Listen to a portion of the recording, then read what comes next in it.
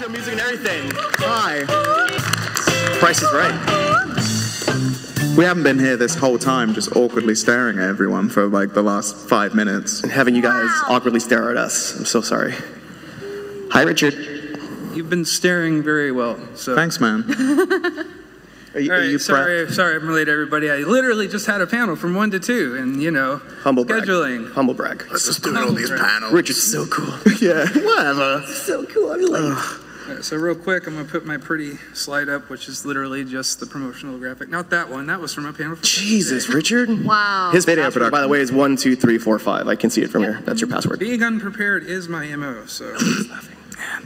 Step 1 for video production. Be unprepared. Yes. So we apologize in advance. This is a video production panel, but yet we have no videos to show. Why is that, Richard? Why is that art? You weren't supposed to figure that out. Oh, sorry. Don't point that out. It's a commentary. And also, you can see there's 5 people on that panel. Unfortunately, Mr. Russ Pitts could not join us. He had to cancel his trip to San Antonio last minute, and so we're very sad, but he's here in spirit. Wherever you are, Russ. We'll go ahead and get started. Closer to the mic. Yes.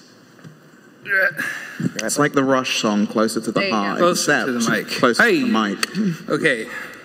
So welcome everybody to the video production in the game industry panel. I'm very glad you all are here. First, the obvious question: how's everybody's PAX going?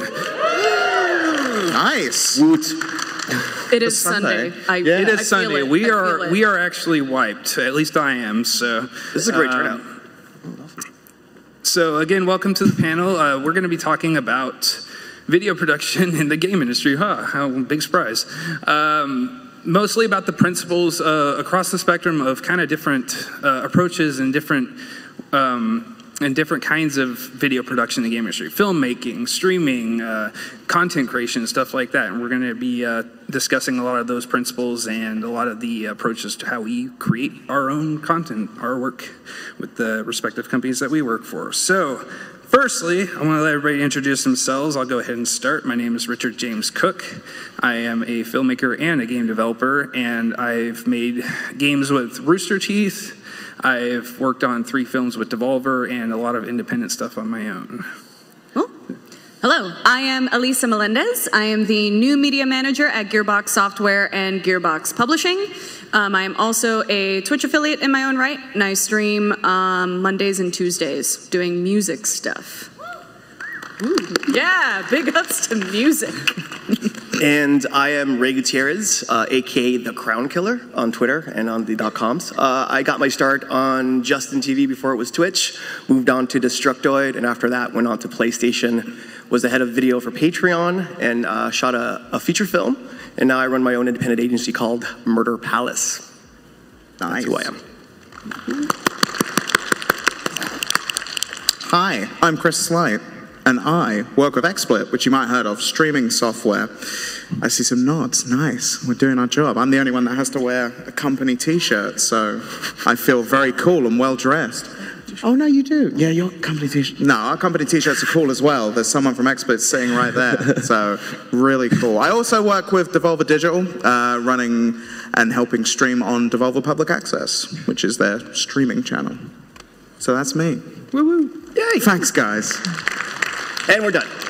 Yeah, we did it. For coming, that was great. Good night. Thanks, that's it. All right, and so kind of real quick before we jump into discussion, the format, a little bit of how the panel is going to go. So we're going to just do some discussion for about 30 minutes.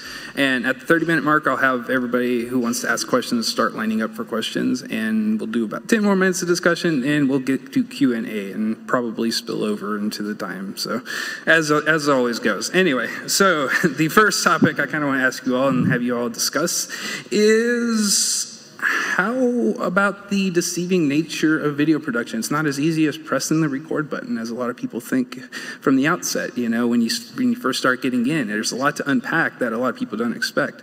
Can you tell me a bit about a newcomer just getting into it, what to expect? Well, that's a very broad question. I was going to say that. I mean, and it was totally intentionally broad. It's difficult, but I would also say it's getting a lot easier than even like 5 years ago when I first started doing stuff talking from a streaming perspective, like in terms of the actual consumer hardware you can buy, you know if something's exciting when the term consumer hardware comes out. It's like, oh, now we're pieing. Prosumer. Yeah. But you can get some really nice stuff nowadays, like out of stores, which was not a thing you could do 5 years ago. If you wanted to capture footage from a like video game console, that was a very expensive prospect that took a long time, but things I think are getting a little easier now. They're actually much easier now. I started when I was 14. I'm 35 now, so I've been doing this for quite a while.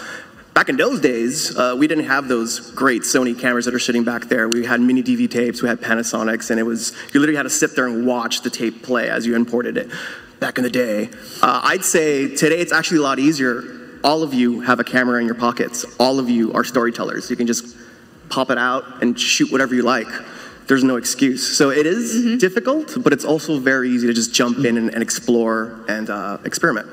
Yeah, and I think one kind of important thing to sort of piggyback on that is to do, and don't wait until you have like the perfect camera or the perfect lights or like I need to get XYZ or else I can't start. No, just work with what you have and just practice the actual act of doing. Yep. I think something that held me back is the idea of like, well, you know, I see all these people with these like fancy like Logitech cameras and like I need like a ring light. That was you, like, yeah. This is me dipping into like my Miami girl phrase.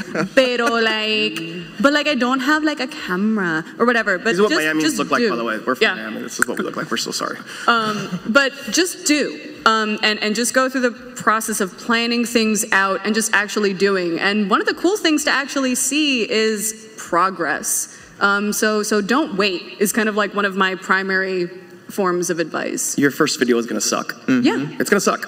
Just get it out of the way. Your second video will suck even more. Your third will be a little better. And then you're going to build your rhythm, you're going to build your vibe, and you're going to get comfortable with what you're producing and how you're producing it.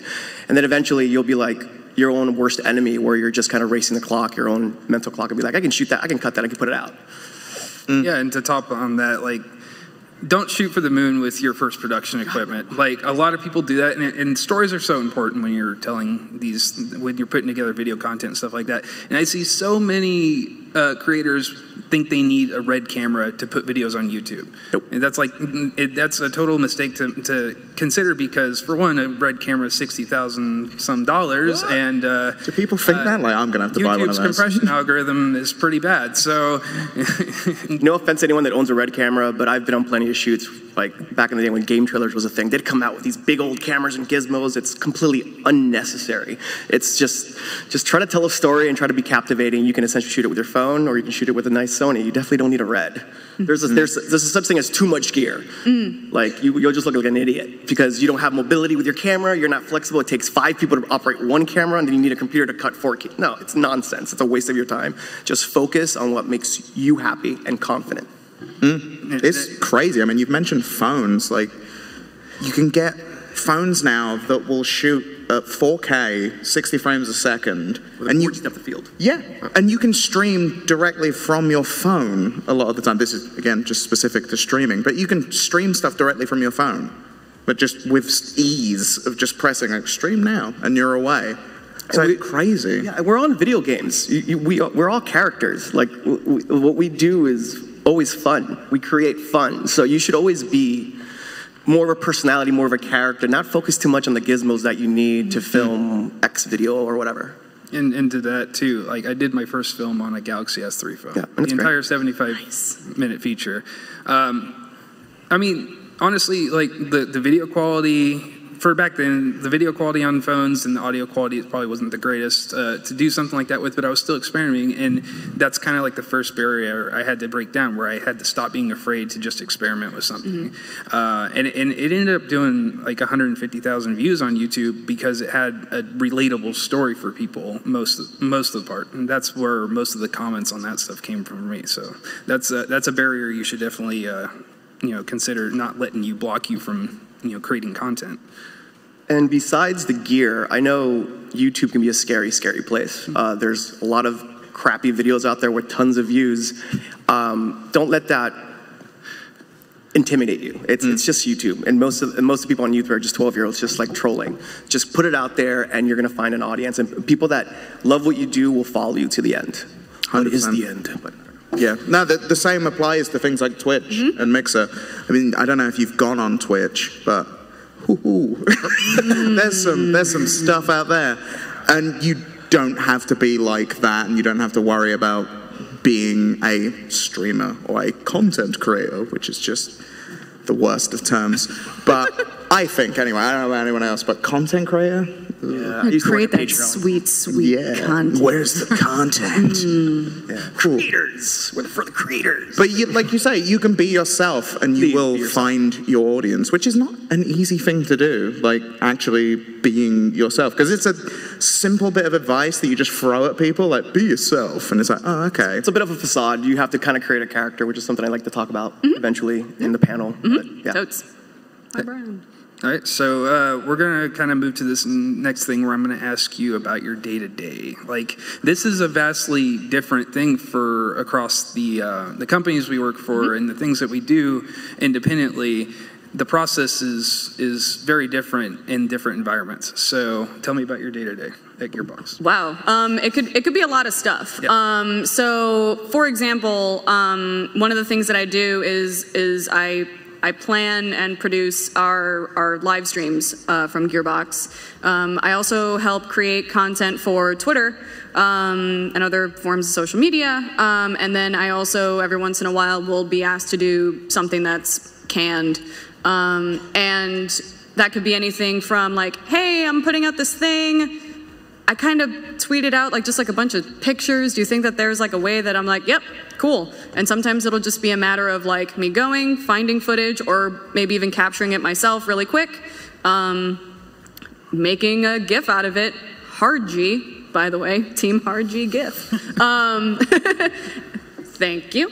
And just sort of sending that over to our social media community coordinator. But it can also be like, hey, and this might be a story that I'll get into a little bit later because this is probably one of my proudest moments. It might be such a thing as like, hey, Desert Bus VR is getting really funny Steam reviews. And I'm like, you know what this game needs?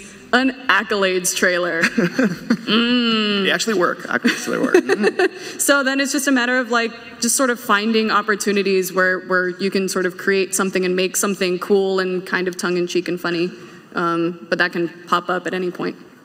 It's my day-to-day can be very different depending because I work for a few companies. With XSplit, I mean, we've just put out a ton of video tutorials, which is something that the company's been looking to do for a long time because obviously on the website there's a ton of tutorials. XSplit, if you don't know, is a bit of software that you can use to stream whatever it is you want. Yeah, it is very good software, he's correct. But I would like you all to get it. But we've been working on those, so a lot of that is me writing scripts in tandem with the video production team that is actually in the Philippines, so they're out in Manila, so I work remotely in London, so that's a whole time zone thing. Which actually helps. Different time zones is great for work. Yeah, it doesn't, as I say, because we kind of meet up at the peak points of each other's day. It's quite nice. But yeah, writing the scripts, recording a lot of voiceover, sometimes shooting little bits of video and stuff like that. So that, working with the video production team can be a lot there. With Devolver Digital, it can vary. It can go from trying to figure out how we're going to stream genital jousting, which I don't know if you're aware of genital jousting, but if you're aware as to why Twitch don't let you stream genital jousting. So figuring out how when someone says, we need to do a genital jousting tournament, but you can't show genital jousting, but we want people to know all about it.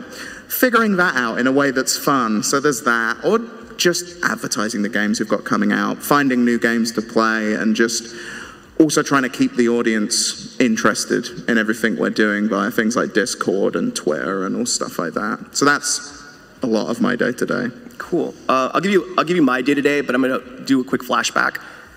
When I was on Justin TV, we just focused on a single data stream, and that was always Wednesday nights.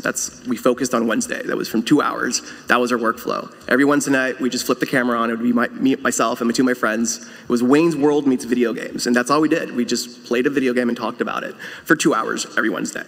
But we were committed, we were dedicated, and there was some sort of discipline and a schedule. And that goes a long way. Yes. So over at Destructoid, it was a little different. It was very much like, very reactive, like what's happening. And what's great about video games that's better than any industry, including film, is that there's always something going on. There's always some sort of drama, there's always a DLC, there's always a patch, there's always a loot crate that no one wants to open because it's too expensive or whatever. So you're always reacting.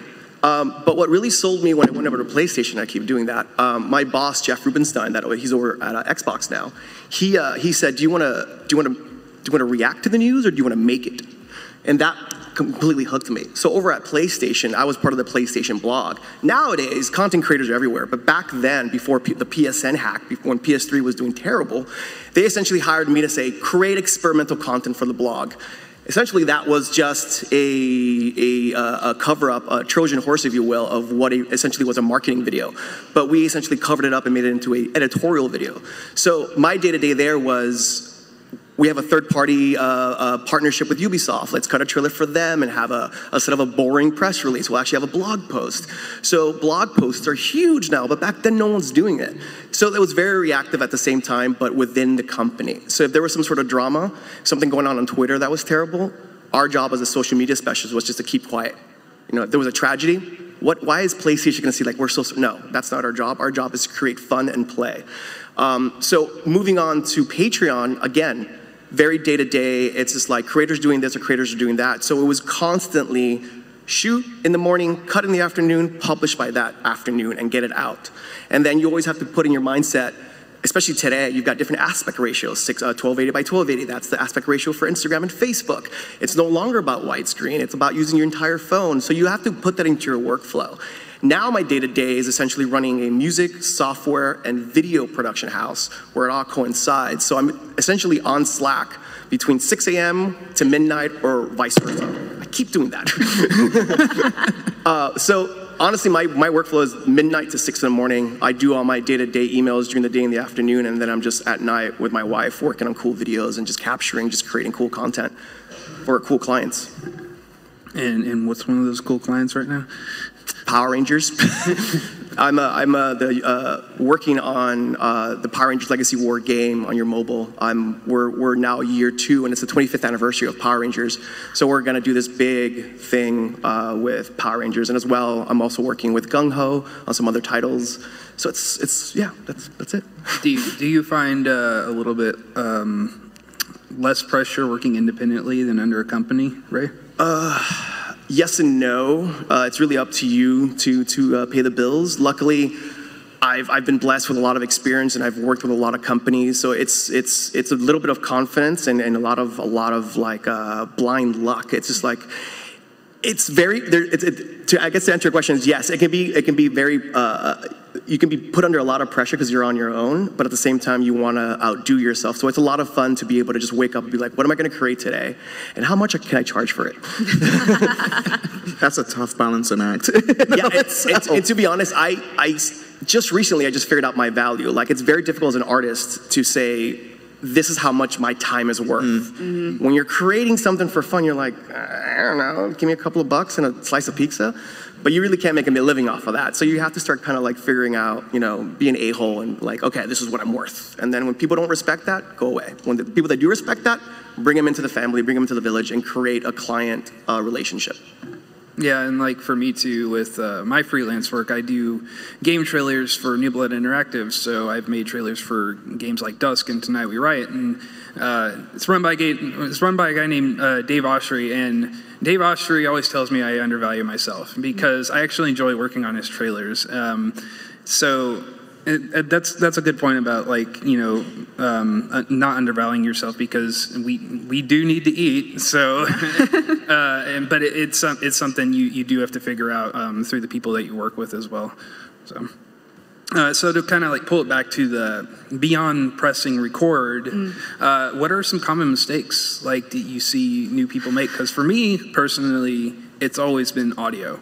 Audio is a big one, and it's something that's so easily overlooked whenever you go into video production. And I believe once I was told, I forget, it was from a teacher at Full Sail or something like that, but I was told that you could watch the crappiest video as long as the audio is good and still be engaged with it. Yeah.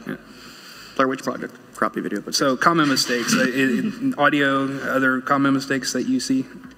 Anybody? Just not planning. You underestimate, like you can have the best gear in the world, you can have great talent that you work with, but if you don't have that sort of scaffold ahead of time, you can waste so much time just trying to figure out like, oh, okay, this shot will look good, or like, let's try something over here, let's try something over here. You waste so much time trying to figure things out on the fly, and then in post-production just trying to piece together like, well, let's work with this pile that I created. But if you had just taken the time to plan ahead, one of the sort of my favorite things, which is weird, is I love being in front of the camera. Shocker. I love being in front of the camera, but one of the cool things that I like to do is actually produce a show and figure out, okay, like for example, like the PAX main theater shows that we do for Gearbox, working with the production team and going, okay, these are the segments that we're going to have. This is the approximate length, and I pad. Also pad. Pad for time, because things are always going to take longer than you think they will. And figuring out, okay, so then what are the elements do we need? What kind of chairs do we need? What's the audio situation? How many people need mics? What kind of mics are they super comfortable with? Some people don't want a handheld mic, right? Some people are more comfortable with a lavalier mic. Just figuring out all of those different little pieces ahead of time so that in the finished product, it looks easy, it looks seamless, it looks effortless, but boy is it a lot of work up front. And you have to make sure that you have an eye for all of the little elements that could potentially go wrong so that if they do, you're prepared, and if they don't, hey, you just saved yourself some time. Audio and lighting can be a very big thing in terms of looking at it from a live streaming perspective. I've seen, because we've run stages at E3, like Devolver Digital do a car park E3 across the road, got that going on, and we run a stage in there. Expert runs that and runs the production, and getting people lit correctly and also having volume levels correct, because it's a very simple thing, getting the volume level between the gameplay and the microphones, but you have one too low. Like if you have the gameplay too low, you're just listening to two people in silence for a couple of minutes, occasionally going, that's cool, and then nothing's fun there for anyone. Because you see streams sometimes like from games companies where clearly they've gone, okay, you're going to stream, here's a webcam and these two tiny USB mics, bye. Walk away and you just say, hey, how's it going? So we're over here. And one of them's half in light, and it's like, this is like a big company, like just a couple of cameras and some nice lighting, and then make sure they've got a microphone, headset microphones. It might not look amazing, but honestly, you get some headset microphones, that's going to solve a lot of problems if you're doing a big production. Oh, sorry, go ahead. No, sorry, I was just going to say, like bless our hearts, Gearbox streams used to be like 2 to 3 people huddled around a Yeti, and that was... Yeti's a good mic. Those are good. Those are good, but at the same time, I was like, if someone doesn't project, and it's set to the wrong setting, you got it on free. Then, you know, it's sort of like, okay, that's cool. You can hear this person who's super used to it, but if you have someone who's maybe not used to public speaking and they're just I was going to say, like, I've done a lot of interviews where I didn't know the person was very soft-spoken whenever I've talked to them, and you end up having to raise that in post-production, but sometimes it gets really noisy if you try to raise the volume too much from too low, and so it becomes a thing where it helps to know, like, your subject, and if you're talking to somebody, like, if they're going to be soft-spoken, so you can get the on-camera levels good, right away, instead of having to deal with that in post-production. On a smaller scale, I mean, if you're just streaming yourself, like if you are, because I'm talking about like kind of big productions, but if it's just you streaming, don't go full on with kit. And we mentioned this at the beginning, but seriously, as much as it's all available now, there is so much stuff that you can go out and buy to make your stream better. And don't get me wrong, I'm the person that has a ridiculous setup at home, but... Which you don't need. No, I don't. That's the thing I always say to people. I'm like, I do not need all of this stuff, like this big boom arm microphone, like 2 monitors and like 3 cameras around me and like a green screen. Don't need all of that. I got a mixed desk. I don't need a mixed desk, but I like having a mixed Smart desk. desk? My desk goes up and down. Oh, no, I don't. That's not, I've seen those, though, and I've looked at those You don't need online. that. No, You you don't. definitely don't need My that. point being, a Yay microphone, like, or an equivalent USB microphone is very good. Everyone will tell you to get, like, a Logitech C920. That's the one everyone will tell you to get because it works. You know, that camera company, Right. they do peripherals and whatnot. They're out there. They do stuff. But the reason people will tell you to get this stuff, like, those are pretty much the two things you need. You can get software now, like XSplit Gamescaster.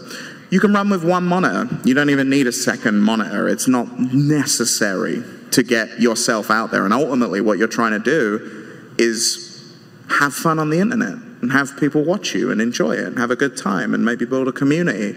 That's the important stuff. So don't spend thousands of pounds on a crazy computer and whatnot when it's not necessary. A crazy computer. Oh. A really nice one. You can, and you will, but don't. That's Again, my to reiterate. advice. I the guess thing. I can chime in about common mistakes is tripods. They just lock you down. Like, be comfortable with your camera. It should be your third arm. It really should be an extension of yourself. I quickly climbed in the ranks in the gaming industry, not because no offense to the folks back there and their tripods. See, that's why you need a tripod. Just lock it down, right there, and it's a lot. That's why you use a tripod. But when you're trying to get an interview and you're in, like, the middle of a convention, you definitely want to capture the energy of the convention. So always a little bit of movement with your camera, not the ridiculous MTV thing, but just to show that there's action, that you're somewhere where there's movement. Another misconception is everyone likes to shoot up against walls. It's just like, no. Take 10 steps forward, show some scale, show some depth to your shot. With an interview or such, you saying? Yeah. Yeah. A good anecdote was Fran Mirabella. He's the VP of video at IGN. He was shooting tons of content for IGN in his dark little studio, black wall, and he's got his cute little LCD. It's like, hi, the Daily Fix. I told Fran, I'm like, this is stupid. You have such a gorgeous San Francisco office with all this commotion, all these things going on. And then within a couple months, he basically turned the cameras to the office just to show that the background, that IGN is legitimately an office. It's funny because that used to be the old MySpace office. But there's always action, there's always something going on. So when the viewer sees it, they're like, that's a news show. That they're working hard to deliver us video game news. But at least that you can see it without having been told. It could be distracting for a host, but that's not the point. Again, it's my big takeaway with any common mistakes is just locking down your shot and thinking that's what you need to do. When in reality, you should be grabbing your camera in all sorts of really weird ways and getting really fun shots. I would stick cameras in refrigerators or run them over. I would break cameras just for that 15 seconds. I'm like, I got it. Oh, I broke it, but at least I got the cut. So don't be afraid to just remove your camera off a tripod and go explore and try to tell your own story. But hold on to it tightly if you can. If you can. Yeah, they're expensive. Yeah. Yeah, and to kind of finish that one up too, like I have shaky hands when I shoot. So I used a stabilizer for a while, but it was just a good old gimbal stabilizer stuff. You don't need like a DJI Ronin or anything like that, which, you know, they're nice, but it's totally overkill for something like that. And that kind of comes back into this thing where, like, you know, practice your motion, practice, you know, with the camera. Don't just take it and go right into production and, like, just shoot random stuff, and you'll start to develop that technique and get good at it, which will really help you out later on. Yeah, stop watching TV shows and watch more commercials. I love shooting ads because you got 30 seconds to tell a story beginning to end. That's it. Now they're 15. Now they're 5. Like, pre-rolls are 5 seconds. When marketing goes to you and goes, hey, we need a 5-second video. Like, what? That you've got 5 seconds now to showcase whatever you're cutting. But yeah, 5 seconds is tough, but a lot of fun. I miss Vine. Just gonna put that out there. I don't.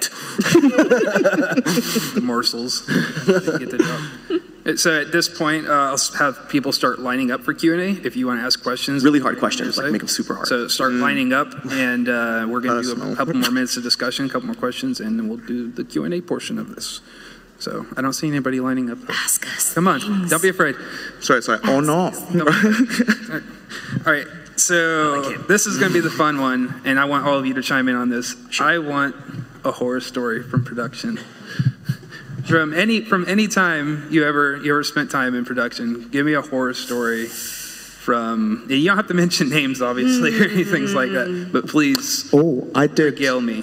I did a live stage because I host a lot of stages as well. And in the UK, it was a big games convention, main stage. It was like 1,500 people out in front of me. I've got a guy who's like, have you heard of the TV show called The Inbetweeners? Did that make it over here? Yeah. I've got Jay from The Inbetweeners, who is one of the guests because he's got his own gaming channel. He is one of the people on this thing.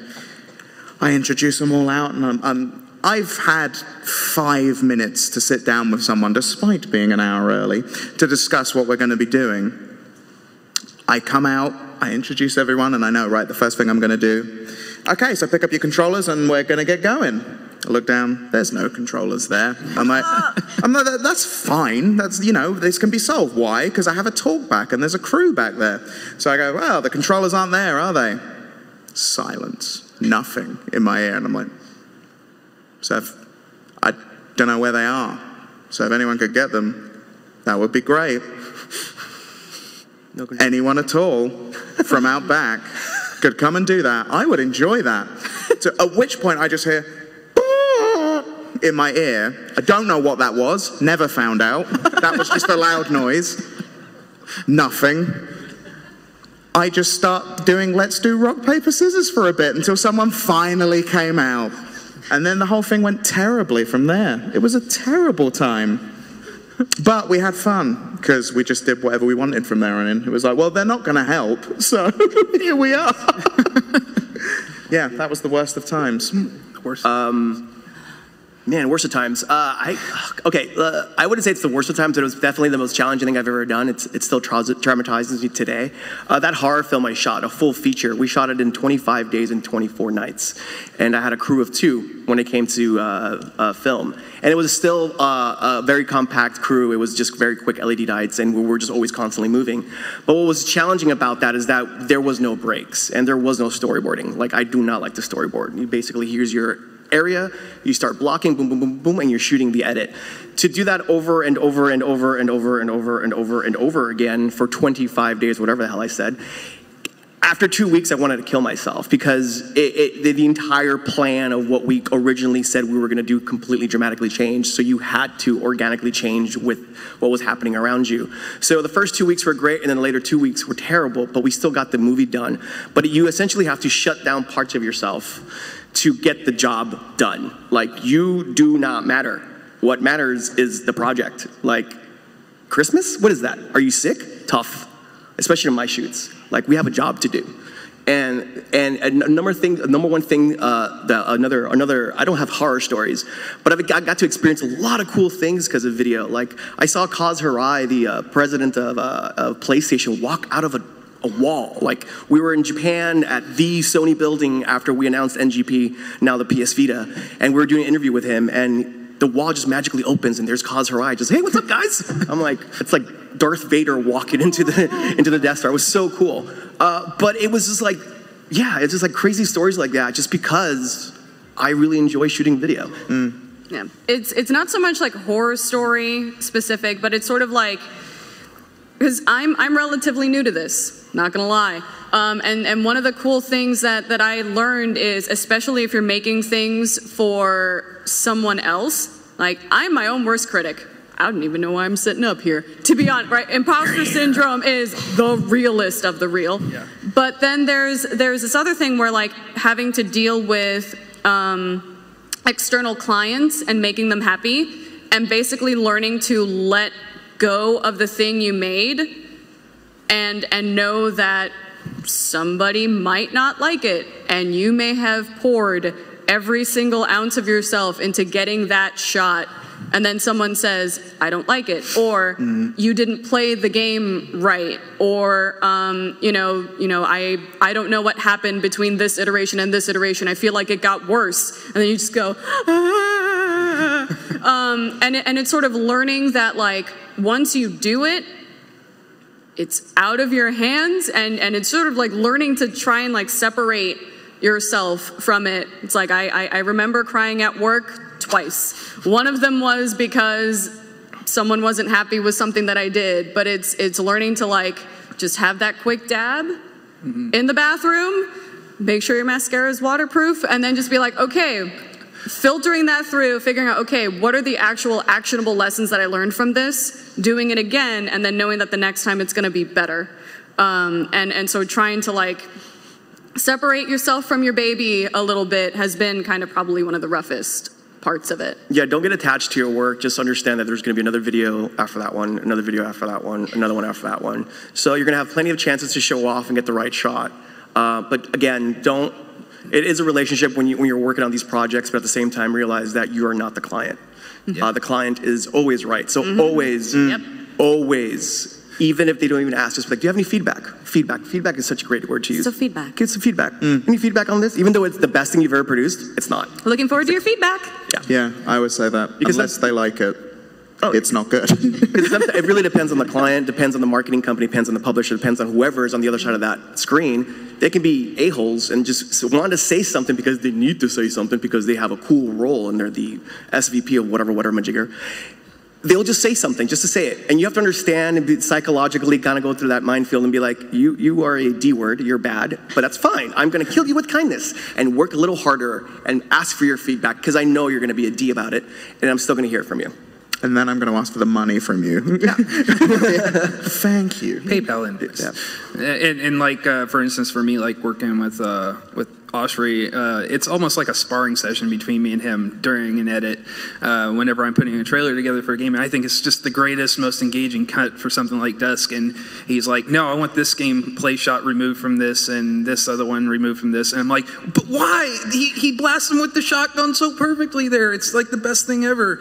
And it's kind of like becomes that kill your babies like thing where you get really attached to that shot and for like maybe a few hours I lament him for taking that shot away from me, but again, he's the client, so I'm trying to make sure that we get something good out of this. And to be honest, that conflict ends up creating something really great because we're both kind of sparring with each other and deciding which shots we think are the most engaging and stuff like that. So in the end, it creates a really great thing. But as a producer and a self-managed creator, you also have to understand you can't fight every battle. Like you're going to have to say, deadlines are far more important than me saying, sitting here going, I like that shot more. No, you got 2 hours to make that decision. It's a lot easier to say yes than it is no. I respect producers that know when to say no. It's far more important to be like, do you think that's cool? No, move on. Way more important. It saves so much time. Yeah, it's just like, yeah, it's cool, it's gotta be, no, it sucks. Yeah, no, it's rubbish. Get rid of it. Like, all right. And you just have to be completely blind and confident. And if you can just pull that off, you can have anyone follow you. Definitely. All right, so we can start on the Q&A session. I'm going to start here. Hello, how's it going? Hi. One of my favorite questions I was asked when I started working as an AV producer for Nintendo was, why do you do what you do? What we do is kind of a thankless job. Like, there's behind the scenes. We don't get a lot of credit for what we do. We're basically invisible. But what drives you to be satisfied with this work in the long term? And what drives you to keep doing it? I mean... Sorry, it's a big one. No, you mentioned Nintendo. Just to say, one time I got to work with Miyamoto, and he is exactly as amazingly magical as everyone imagines he is. He's like video game Santa. It's amazing. Like, he was sat outside in a break room, and I was already sat there. He came and sat right in front of me and then started pretending to fall asleep. And he'd do this thing where he'd just go... and then start laughing. Because we couldn't communicate with each other, but it was just like, yeah, he is an amazingly magical man. Moments like that is one of the reasons that I do what I do. And also there's literally nothing else I'd rather do at all. It's such a good job, and the work's really hard, and sometimes the money's really bad, and yeah, you have to live not very well for a little while, but there's nothing else I'd rather do. I've done many other jobs, and they were all really bad for me, but doing this was the best. I would say escape reality and create your own reality. I grew up as an only child. My grandmother raised me. She was a very old-fashioned Cuban grandmother. I didn't have a lot of friends. I actually disliked a lot of people. So I just played with my Power Rangers and played with my toys at home and created these short movies. And it was my way of saying, this is who I am. And I've always made my film projects and video projects as personal as possible because it's how I talk to someone without even speaking to them. My ultimate moments is where someone watches a trailer or something that I cut and they'll recognize that it's one of my trailers because I'm speaking directly to them. That's why I do it. Since I feel like I'm like 3 different people when I'm sitting up here. There's the like, when I'm streaming, especially, you know, playing covers or playing Rocksmith or something, and the person says like, I'm listening from work and you're making my workday go by faster. That's just like, my heart just absolutely leaps. The idea of the community and them being happy that we're doing something that gives them more of a glimpse into the people that make their favorite things. You know, it's like, we could just put out bomb games. Like, you know, I don't have to stream or anything.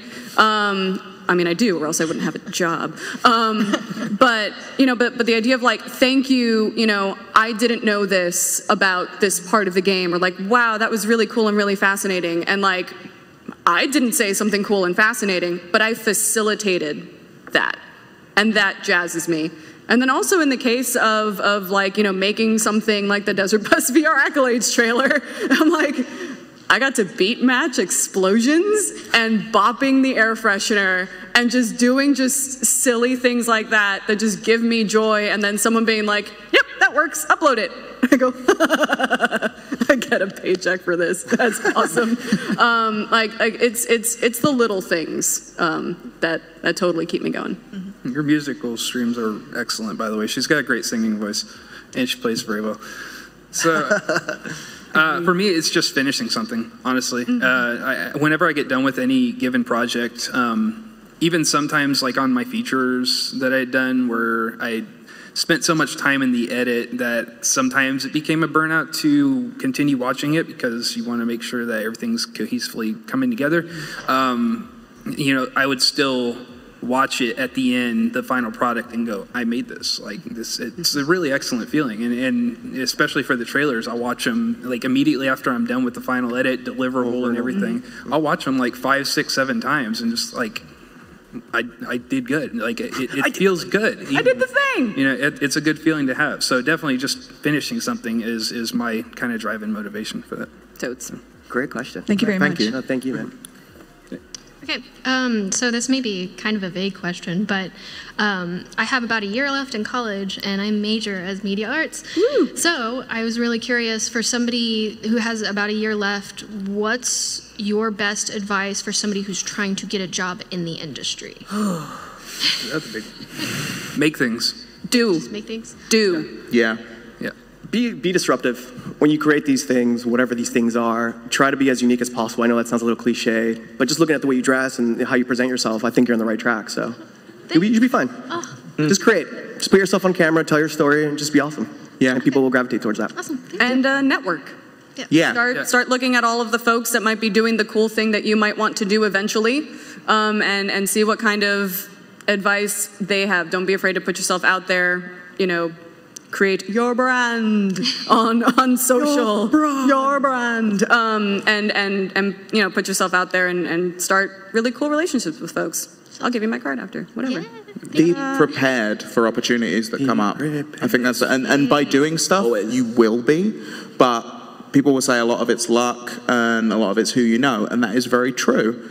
But when the lucky thing comes up and the person that you know says, hey, I want you to shoot this thing for me, or hey, I want you to host this thing for me, you need to be ready for that. Yeah. And by doing, you will be. But that's always my advice to everyone. Just be prepared for opportunities when they come. And I got my start in music, actually, music videos. So if you know any cool bands locally, you know, just hang out with them, shoot some behind-the-scenes stuff or a couple of live shows, and just get into the rhythm of creating a portfolio. All right, sounds good.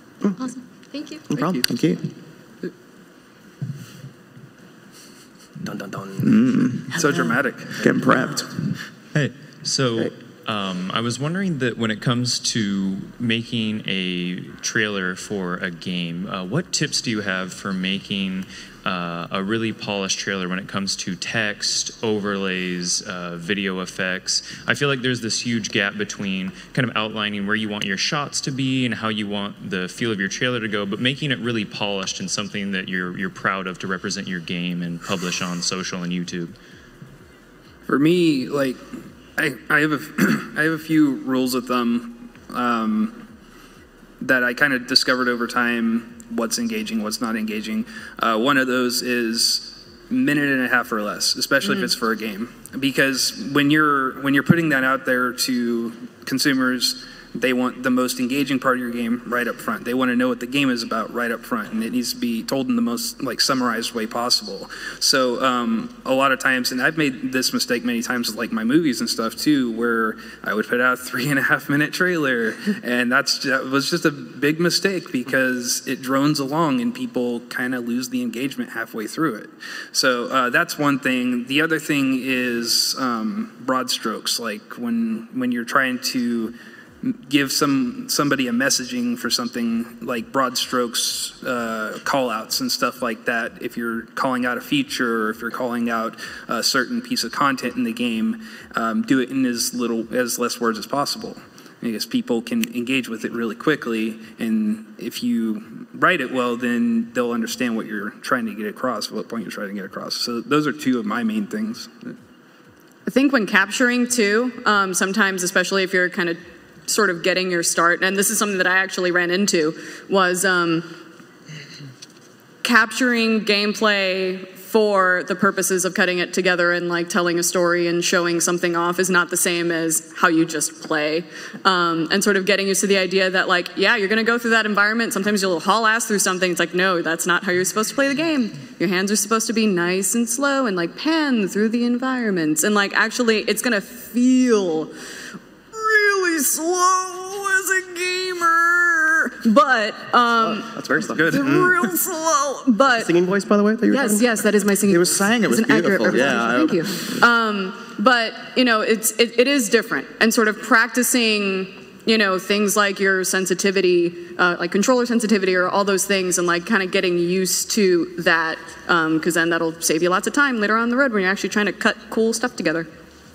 I would say the number one thing is music. Do some research on some really cool, relatively free websites, bookmark them all, and just crank it. Find something that really moves you, and if you can see your trailer, I keep doing that, if you can see your trailer in your head, you're already off to a good start. I always pick the right tune. It's the international language, not to sound like an idiot up there. No, it's true though. But you can essentially convey any message with the right song. And then my other tip is, if you're building your own game, or if you're capturing a game, and now it's everywhere, photo mode. Back in the day, Ubisoft had the best marketing cameras, and the way they would do that is player one would play, and then player two would actually be the marketing camera, and they would fly over and follow the characters. You get all these zany shots. That's why Ubisoft has been number one when it comes to marketing assets. I don't know about their games, but their assets have been great. So when you see an Assassin's Creed trailer, that's not the camera that you're gonna get to see in the game. That's a specially designed camera that Ubisoft built for that title. And photo mode is everywhere. It's you have to think as a photographer when you're essentially shooting your game. So if it's an action game, have things running towards camera. If it's a dramatic game, have people turn to camera. It's all sort of little nips and tricks that you'll collect along the way.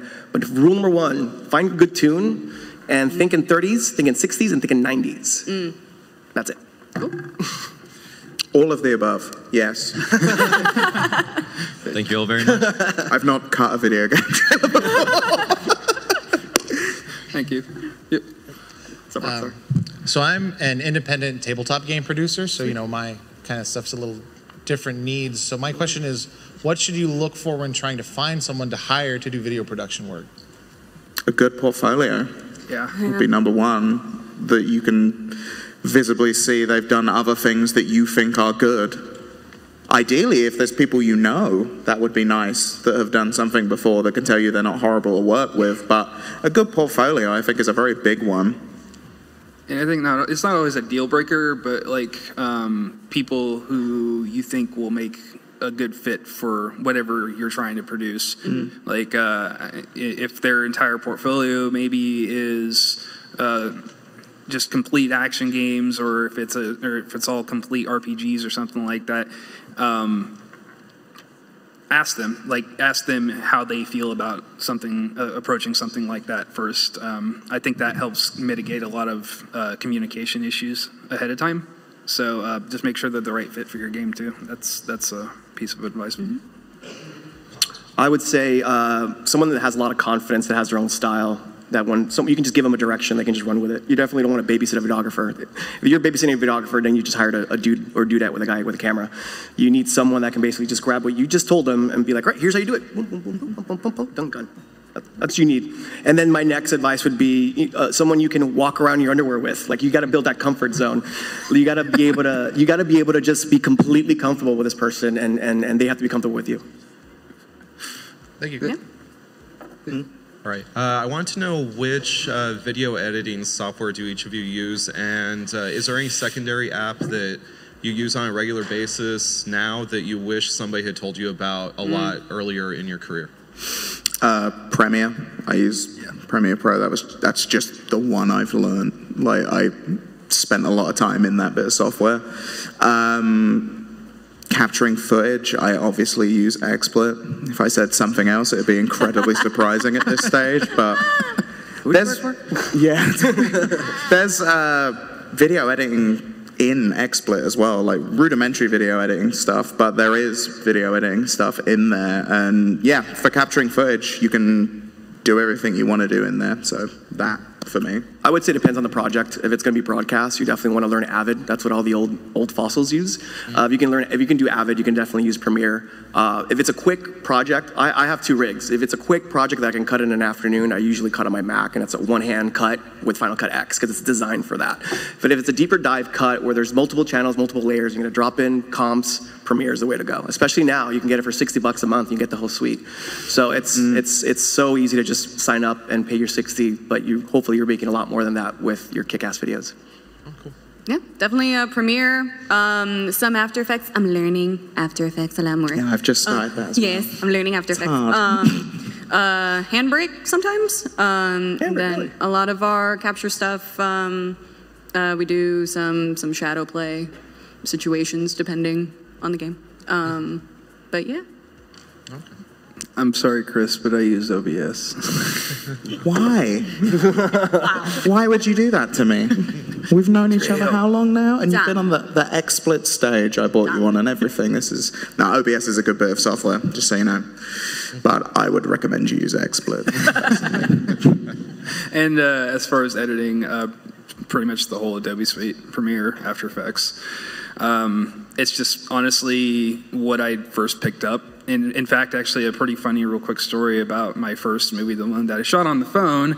I had no idea what I was doing, and I decided for some stupid reason to make the entire 75-minute comp in After Effects. Ouch, why would you do that? Which is not what After Effects is made for. No! That hurts my head. So a lot of RAM previews and caching frames just to watch a few minutes of my movie on my really old computer with 2 CRT monitors. Oh, bless you. Also, the same thing But with music. I finished it, and I learned my lesson very hard. So Do the thing. that. Yeah, same thing with music. Instead of like browsing through royalty-free websites, there's actually like Theme Force is one of my favorite websites to visit. They've got pre-built a lot of Adobe effects and stuff like that. I know it's sort of cheating, but at the same time, you can reverse engineer it, make it your own. But that's how I taught myself. There's no way I can just start from scratch and be like, no way. Yeah. I used lynda.com. Yeah. I used to learn Premiere. Lynda's great. You can download little projects and it will just do a video telling you click here and then you do this and that's how you do this. It's just like Unity. When you just buy Unity, you just get your assets and you just make something. It's just the same way with Premiere and After Effects. All right, awesome. Thank you. Absolutely. Someone over there stole my question. So I'm scrambling to think of a new Get one them. as a backup. This. So I come from a background of essentially, for college it was news package style. Hell yeah. That morphed into film as I refined what I kind of wanted to do with that stuff. Same. And as much as I do think about sometimes like making my own stuff and doing that, I come from more of knowing a lot of kind of below the line aspects of it. Like as much as I try to refine shooting, I really like editing what I shoot more than anything else. So I'm wondering if there's anything specific to the games industry that's advice that's different from like annoying people about are you hiring and building a portfolio and the same normal getting a job stuff. At PlayStation, we had two departments. We had video creative, which was like all the hippies making really cool stuff up, and then we had video services. Video services essentially just taps and tails. Their job was to make sure that we had, subtitles on the right trailers and they were localized. Their jobs were very unrewarding and very mundane, but they were very technical. So there were a lot of technical creators there. So there's definitely an opportunity for you there where, as I'm a creative director, so I talk with my hands, but the opposite of me would be someone that's very quiet and can just do the job and get it done quick. Whole thing going on in there. Yeah, open it up, there's monitors and people in there. And always yeah. hot, sweaty. Yeah, oh God, hot. yeah. But yeah, it's, the things they can pull off is amazing. And that's another thing I learned when I jumped to the dark side from Destructoid to PlayStation. I thought that, I work at Sony, everyone's got their shit together. No, everyone is essentially just a different level of the BS, but you just make it work. And I was essentially shooting the exact same videos I'd shoot at PlayStation the same way I shoot them at Destructoid. And that kind of opened my eyes saying, wow, I'm at the big leagues, but I didn't care. Marketing loved me for that because they were spending hundreds of thousands of dollars on these obnoxious ads, but yet the PlayStation blog was producing these killer 90-second videos for not even a fraction of that. So that's some perspective. Yeah. That's why I love the video game industry. Yeah, and I think, especially depending on the company, just sort of being versatile totally works. And the idea of hey, we need to make these, Skillshot videos, or hey, we have someone that's doing social stuff that might, want to expand their horizons, or we have, all of this other stuff. I thought that I was just going to produce live streams. That's what I thought my job was gonna be. It's hey, PAX East booth needs content. Oh yeah, it'd be kind of cool if for Bulletstorm Full Clip Edition, have these Skillshot 101 videos. And I'm that would be super fun. Wow, everybody else is busy. Well, here we go. Sure. So don't be afraid to if you see a niche, find that niche and fill it. And basically, don't be afraid to roll up your sleeves, and when you see an opportunity, be hey, I could try that out. Looks like everybody else is busy, or this might be a cool opportunity that pushes something forward. Do it. And if you don't know how to do it, learn on the fly and ask folks how to do it, because a lot of the folks I work with, hey, we could teach her how to do stuff, and then we don't have to do it anymore? Dope! Cool! Here! So don't be afraid to sort of be hey, I'm interested in doing all of that, and just kind of rolling up your sleeves and getting in there, because then that's going to make you more valuable to them. Don't get replaced. No. Do not be replaceable. I did see we've only got about 5 minutes, so we've probably only got 5 more minutes. I want to get these last two questions. Thank you for your question, by the way. Hi. Yeah, I wanted to ask, you talked a little bit earlier about using a studio space for your main space, and how that kind of gives you that comfort level. What steps do you take when you're going anywhere to give you that comfort level? I mean, I've got a portable setup that I know. I've got a bag that has a laptop, a capture card, a million leads, a webcam, a microphone, everything, and I just know that I can pick up that bag and I can be ready for anything, basically, at that stage. I've got DSLR in that bag there and all that kind of basic stuff. If I know I've got all that stuff set up, I know that if someone says, oh, because this will happen, someone will say, oh, can you come and shoot this thing today, now? I'll be cool, I've already got this little thing set up, I'm ready. I know how to use all my own equipment, so I can just turn them and go, okay, you want to capture game footage? Cool, I can just plug my stuff in here and turn it on, and I'm ready to go. Yeah, if you've essentially built a Death Star at your studio, you basically want the Super Star Destroyer to go with you. And just brace yourself for anything that can go wrong, because it will always go wrong. So that's what I do. I always go dark. I'm what's the worst that can happen on this shoot? Brace yourself for it. That's my advice. Yep. And one of the interesting things that I've sort of developed as a way of sort of self-preservation, experiment doing your own stuff. Hey, there's funky studio equipment, see if you can borrow it for a little bit and then do it on your own personal stuff. And then the cool thing is you can experiment in a relatively, nobody else needs to see it, right? But it's experiment in a relatively low pressure environment, so that then when it comes time to push the buttons and the big cameras are coming on, you're oh yeah, I've already done this. It's cool. And it kind of helps get rid of some of the, this camera's fancy and new, sort of shininess of some of the stuff you might get. Yeah, cool. Thank you. Ricardo?